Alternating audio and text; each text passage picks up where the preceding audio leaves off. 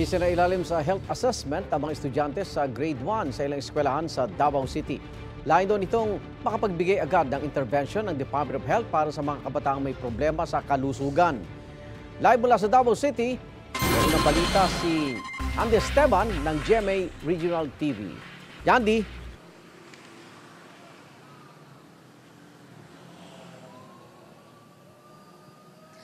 Yes, Igan, binigyang halaga ng DOH-11 ang kahalagahan ng early detection. Lalo pat karamihan sa mga problema ng mga bata ay ang kakulangan sa timbang dahil sa kakulangan sa wastong nutrisyon. Makakaapekto kasi raw ito sa pag-aaral ng mga bata. Nagsagawa ng health assessment ang DOH-11 sa grade 1 learners sa San Roque Central Elementary School sa Davao City, katuwang ang DepEd-11. Ang mga bata isinailalim sa medical at physical examination, vision at hearing screening, dental examination at pagpurga.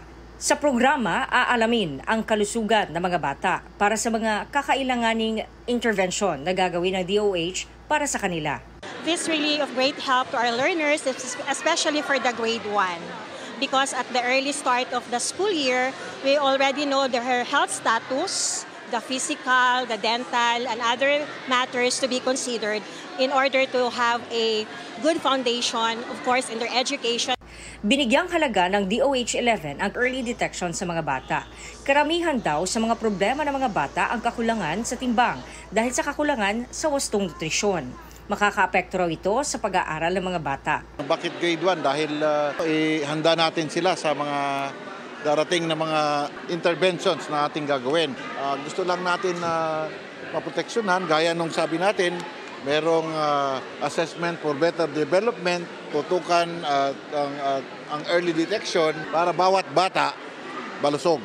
Target ng DOH-11 na isailalim sa programa ang mahigit 2,000 bata sa iba't ibang paaralan sa Davao Region.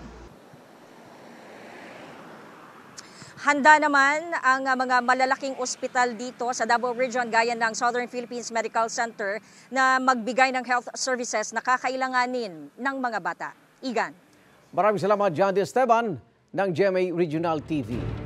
Igan, mauna ka sa mga balita, mag-subscribe na sa GMA Integrated News sa YouTube para sa iba't ibang ulat sa ating bansa.